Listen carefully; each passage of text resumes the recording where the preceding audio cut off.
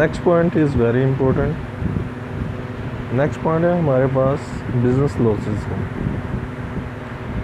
Business losses हमारे पास last year थे 85 million के। अब 85 मिलियन को हमने एडजस्ट कैसे करना है, इसका पर्सपेक्टिव अंडरस्टैंड करने की कोशिश करें। सिंपल, 2016 में रेट था 35%, 17 में है रेट 30%। रेट का बड़ा इफेक्ट है। बिजनेस लॉस लास्ट ईयर हमारे पास था 85 मिलियन। 85 मिलियन पे 35% रेट अप्लाई किया, 29.75 आपका डेफर्ड टैक्स एसेट अराइज हो गया। अब 2017 में आप आ जाएं, केस बड़ा मज़ेदार है, स्केजुअल आपको समझने की ज़रूरत है। 2017 taxable income before adjusting business losses आपके पास थी 100, रेट है आपका 30%। सपोज आप बिज़नेस लॉस कोई भी एडजस्ट नहीं करते यहाँ पे, तो आपने 30 रुपीज़ टैक्स दे दिया। टैक्स 30 रुपीज़ का टैक्स। अगर सपोज आप बिज़नेस लॉस नहीं एडजस्ट कर पाते तो आपकी ये अमाउंट भी सेम ही रहेगी, क्योंकि आपने इसको एडजस्ट नहीं किया। अगर हम यहाँ पे देखें तो हमारा जो नोट्स टू द अकाउंट्स में प्रोविजन फॉर टैक्सेशन बनेगी, उसके अंदर एक अमाउंट आती है करंट टैक्स की, दूसरी आती है डेफर्ड टैक्स की। डेफर्ड टैक्स हमारे पास 0 आया इस केस में, करंट टैक्स हमारे पास आ गया 30। Is it okay? अब सिचुएशन को अंडरस्टैंड करते हैं। नेक्स्ट, यहाँ पे 100 था हमारे पास taxable income before adjusting losses. हमने 85 मिलियन के लॉसेस थे लास्ट ईयर, जो हमने एडजस्ट कर लिए हैं। 85 मिलियन के लॉसेस एडजस्ट किए। नेट अमाउंट हमारे पास 15 बच गई। मल्टीप्लाई रेट अप्लाई करें इसके ऊपर, और ये हमारे पास आ गई अमाउंट 4.5 में 4.5।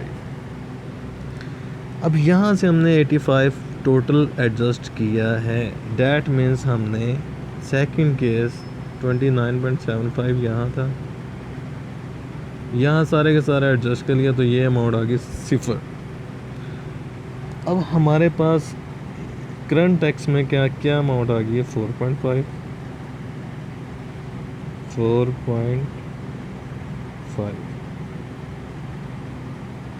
4.5 और डेफर्ड टैक्स में हमारे पास पूरे का पूरा एडजस्ट हो गया 29.75।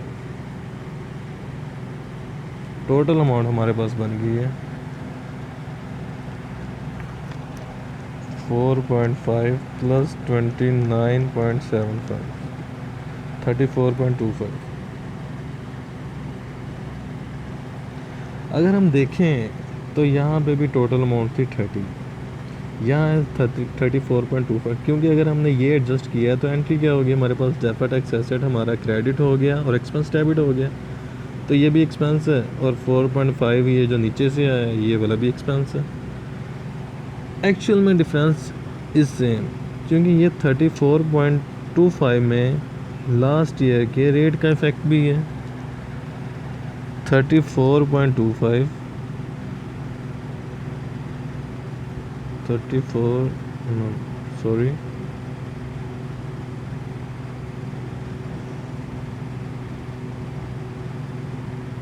29.75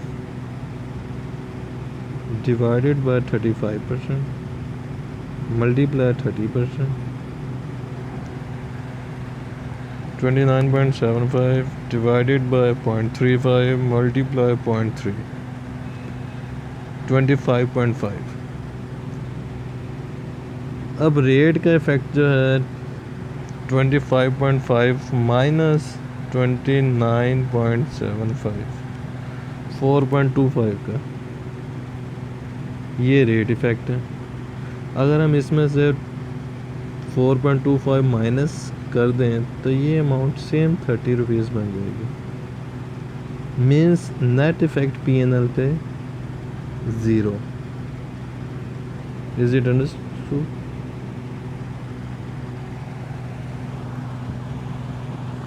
एक सेकंड केस लेते हैं सेम इसी तरह का, जिसमें इस सिनेरियो को समझने के लिए आपको रेट नेक्स्ट ईयर भी सेम रख के देख लेते हैं, ताकि आपको ये सिनेरियो अंडरस्टैंड हो जाए।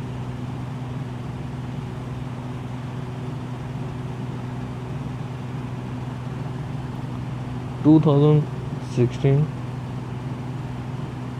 29.75 2017। अब सपोज इसमें हम रेट सेम ही रख लें 35%। सेम सिनेरियो 100 रुपीज़ का आपके पास taxable income before adjusting losses 35%। आप अगर बिज़नेस लॉस एडजस्ट नहीं भी करते 35 का आपके पास टैक्स एक्सपेंस आ जाएगा। ये एडजस्ट नहीं भी करते तो ये अमाउंट इधर भी सेम आ जाएगी। तो करंट टैक्स में आपके पास ये प्लस 35 और प्लस 0 और डेफर्ड टैक्स में प्लस 0, टोटल इफ़ेक्ट आपके पास 35 का आ गया। अब सपोज़ हम लास्ट ईयर का 85 मिलियन का सारा यहाँ पे एडजस्ट कर देते हैं तो ये 0 हो गया। यहाँ से अगर हम 100 में से 85 पूरे का पूरा माइनस कर दें, पीछे में बचता है हमारे पास 15 के ऊपर 35% रेट, 15 मल्टीप्लाई 0.35 5.25 और यहाँ से आपने पूरे का पूरा एडजस्ट कर दिया इसको। तो हमारे पास प्रोविजन फॉर टैक्सेशन में क्या अमाउंट आ गई? करंट टैक्स की अमाउंट हमारे पास 5.25 आ गई, डेफर्ड टैक्स की हमारे पास 29.75 आ गई और टोटल अमाउंट हमारे पास आ गई 35। यानी कि ये और ये P&L पे net effect 0, no effect would be on P&L। अगर आप डेफर्ड टैक्स एडजस्ट कर देते हैं, बिजनेस लॉस से एडजस्ट करते हैं, तो प्रोविजन पे उतना ही बेनिफिट आपको मिल जाएगा, लेकिन जो आपने डेफर्ड टैक्स इनकम अराइज की होगी लास्ट ईयर में, उसको आपको कम करना पड़ेगा with respect to that benefit which you have taken already. एक तीसरा सिनेरियो इसमें चेक करते हैं। 2016 में आपके पास डेफर्ड टैक्स था 29.75। 2017 में आपके पास taxable income before adjusting business losses वो 50 आएगी। 85 का आपके पास बिजनेस लॉस पहले का पड़ा हुआ है। अब 50 मैक्सिमम इसमें से एडजस्ट हो सकता है। तो करंट टैक्स तो आपके पास आ गया 0 के ऊपर रेट लगेगा तो वो भी 0 ही होगा। अब यहाँ से आपके पास एक अमाउंट बचती है 35 की।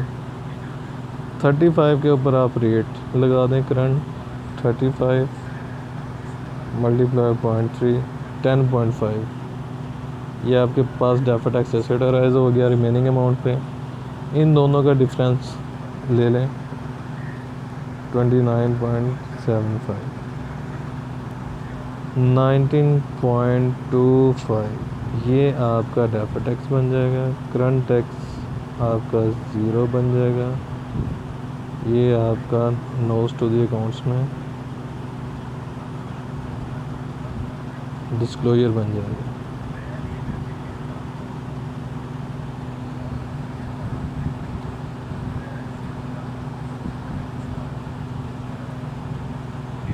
एक तीसरा केस देख लेते हैं ऐसे। 2016 में आपके पास 29.75, सेम फिगर इसलिए यूज़ कर रहा हूँ ताकि आपको अंडरस्टैंडिंग में आसानी हो। यहाँ आपके पास बिजनेस लॉस 50 और हो गया। लास्ट 85 भी पड़ा हुआ है, दोनों को जमा कर लें।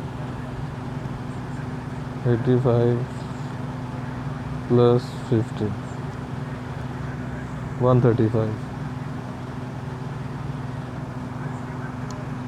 अब 135 के ऊपर आप करंट रेट अप्लाई कर दें, मल्टीप्लाई 0.3, 40.5 का आपने डेफर्ड टैक्स एसेट अराइज कर दिया। अब क्या दोनों इंक्रीज़ हुआ है deferred tax asset, deferred tax asset debit और डेफर्ड टैक्स इनकम क्रेडिट, -29.75, 10.75, 10.75। लेकिन जो IAS 12 कहता है जब भी आपने डेफर्ड टैक्स एसेट अराइज करना है तो आपने फ्यूचर पर्सपेक्टिव से देखना है अपने बिज़नेस को कि अगर आपके पास फ्यूचर में इतने टैक्सेबल प्रॉफिट्स आते हैं कि आप उसके अगेंस्ट डेफर्ड टैक्स को एडजस्ट कर सकें। That means you could adjust your business losses against your future business normal income, then you need to arise the deferred tax asset, otherwise IAS 12 कहता है कि आप deferred tax asset अराइज ना करें। या वो आपको कहता है कि फ्यूचर में आप ये सोचते हो कि मैं सिर्फ 20 के बिजनेस लॉसेस को फ्यूचर में एडजस्ट कर सकता हूँ, मेरे पास इतना की प्रॉफिट आएगा, तो आप 20 के ऊपर डेफर्ड टैक्स एसेट अराइज करें, बाकी को रहने दें।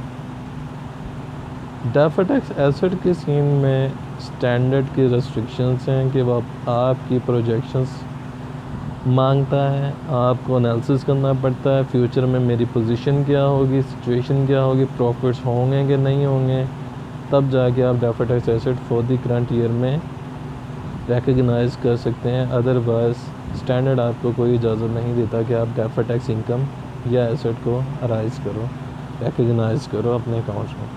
अगर आपको किसी कोई चीज़ पूछनी हो तो आप मुझसे कमेंट्स में पूछ सकते हैं।